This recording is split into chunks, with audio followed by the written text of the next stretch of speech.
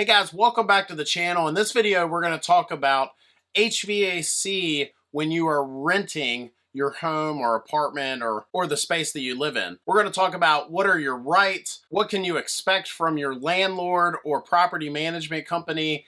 And I can say that I have a little bit of probably more perspective on this than the average heating and air guy, because I did for a number of years work for a property management company, and I was their heating and air guy, and then eventually I was their facilities manager, the manager of all of the maintenance and stuff. I've taken classes on fair housing and all the things that you have to worry about when you work for a property management company when it comes to the laws dealing with folks that are renting from you. So I just want to touch on a few things. If you stay till the end, if you are a renter, I'm going to go over ways that you can protect yourself so you don't have to deal with a lot of the headaches that a lot of renters deal with. Let's dive into this. The first thing I want to point out is if you are renting a house or an apartment or whatever, you need to realize that the landlord or the property management company, whoever you're dealing with, like it or not, all they really care about is their bottom line.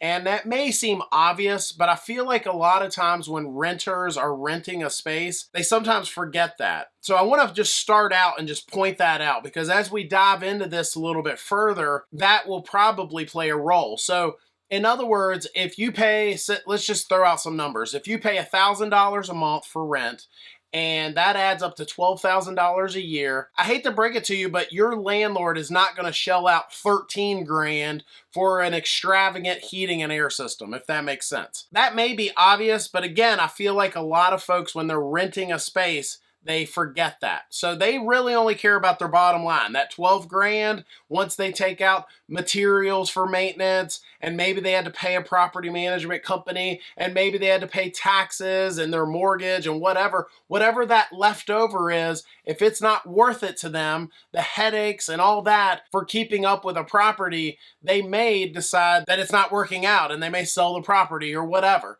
So I think that's something to keep in mind if you're renting a space as you navigate these problems and dealing with your landlord or property management company. So again, like it or not, that's the first thing I want to point out. The next tip I have for you if you're renting a space is make sure that you have renter's insurance. I'm not an insurance guy. I just know from experience that whenever we've had renters that didn't have insurance, there have been times that they regretted it. I would just highly recommend, in a lot of cases, it's not that much. I just remember it being super minimal. I can't imagine it being as much as, say, insurance for a home, right? A lot of times it's just an add-on or something like that, and it's usually minimal and well worth it in the end when we're talking about some of the things you might have to deal with. My next tip would be 90% of the time you're going to have a written lease. You know, you're going to have something in writing, black and white paper, and I would highly recommend sitting down and reading that lease. Know what's in there.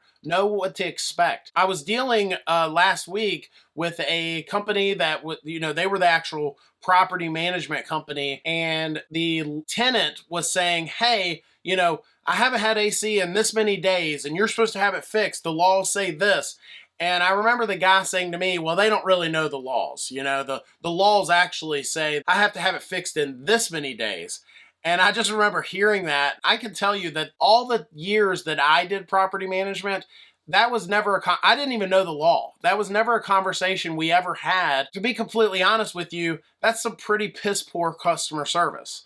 If you have a tenant, someone renting from you, paying your bills essentially, and you know the law for how long you have to fix a problem, that just seems odd to me. If the tenant has a problem, especially no AC, so that, if they're calling you, it's hot as heck, and they have no AC, and you know the law for how long you have to fix their AC, that is really bad customer service. Fix the AC. You wouldn't have to know the law if you just took care of them. But anyway, read your lease. If you're renting, read your lease, know what's in there, and that way you're not hit with any surprises if you did have an issue in case, your AC did go out. One example I can think of is I did work for a company at one time, and to be honest with you, they probably weren't the best company in the world.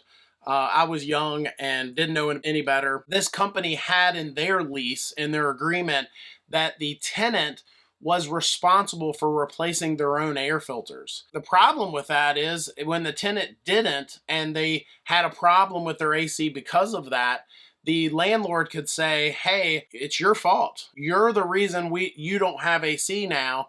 And this particular company would sometimes even charge the tenant to have the AC repaired or whatever the case was, because that was in their lease. So again, read your lease, know what's in there so you're not hit with any surprises. My next tip would be, because there are laws in place like I just talked about, when property management companies or your landlord has an amount of time that they have to repair your problem, I would have a plan B in place. It sucks that you have to have a plan B. I feel like a good property management company, the one that I worked for that was a little more higher class, we actually had portable ACs. So if the tenant, their AC went out, they wouldn't have to go to bed that night without having, at least their bedroom cooling, so they wouldn't have to try to sleep sweating through the night. As the tenant, not all property management companies care about you or your problems. And so because of that, if your AC goes out, I would recommend having some kind of plan B in place, whether that be some way of cooling your space, renting from someone that would give you a portable AC, or maybe having somewhere else you could stay while you're waiting for that repair to be done. The next tip I'll touch on is fair housing laws. If you think you've been victim to some sort of fair housing discrimination, or your property management company or landlord has broken some sort of laws when it comes to fair housing, or just in general, renter-landlord relationship, there are laws that they have to abide by. If you think that your property management company or landlord has broken any of those laws, I'm going to put a few links down below, but each state is different. So depending on what state you're in might play a role in who you need to contact. Usually just Googling it will help you know who to contact. So now that that's all out of the way, how can you protect yourself? So if you're renting from a landlord or property management company and they have been not fixing your AC, you're going on day number whatever, day number 10, day number 20, whatever, and you wonder, how can I protect myself through all of this?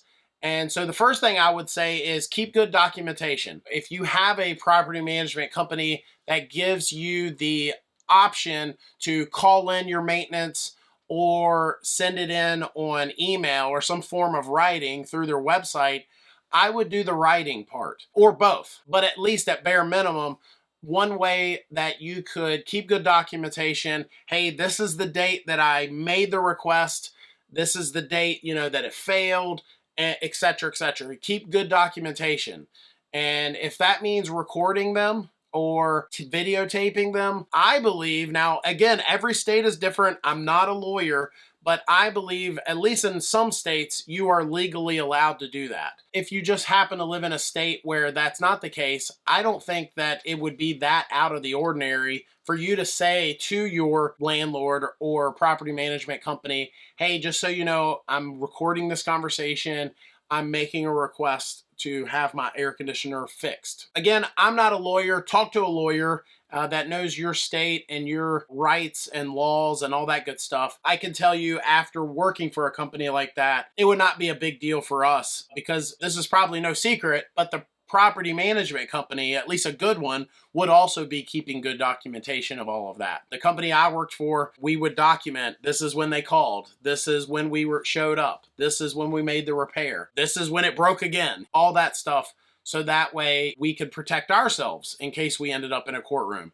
And unfortunately, if I was renting, I would think of it that way. Every situation, realize I could be in a courtroom someday talking about this going on right here. The next thing I would say, because you could end up in a courtroom someday, is never lie. If you do end up in a court and they found out you lied about one thing, even if it was something small, the rest of your evidence or case will probably fall flat. Your credibility would be out the window at that point. So if you kept good documentation and you called in on this date, then don't say it was another date. And then the last two things, the first one would be, just keep in mind that a lot of property management companies will share your history with other property management companies. I remember that being a thing when I was in property management. If you didn't pay your rent regularly, or if you skipped out on the rent, or if you were evicted or whatever, if you go to rent another place in the future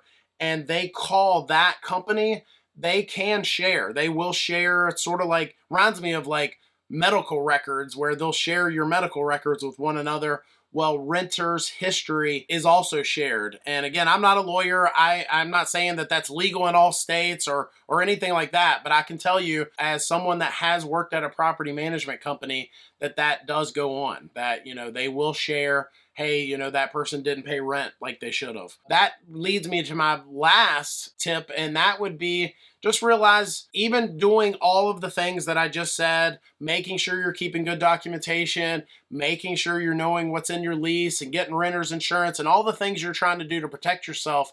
But I will still say the old analogy, you would attract more flies with honey than you would with vinegar. I can tell you when I did work for the property management company, there were tenants that were handfuls and, you know, they were jerks at times for no reason. If you want to have a good relationship or someone that wants to go to bat for you, you know, someone to take care of you, I would dare say that maybe you should be nice to them. If you've got a maintenance guy that came out to your apartment in the middle of the night and, you know, took time away from his family to try to help you, it might be in your best interest to be nice to him. Right or wrong, he may not be quite so inclined to help you again if you're a jerk to him. I'm not saying that's right, but I'm just being transparent with you that you might want to be nice to them. All that said, if you are a renter or a property management company and you have something to add to this, please comment down below. This is just a quick snapshot advice that I wanted to give as someone that was dealing with a property management company last week. I hope that helps. Thanks for watching. Hit that subscribe button. We'll see you next time.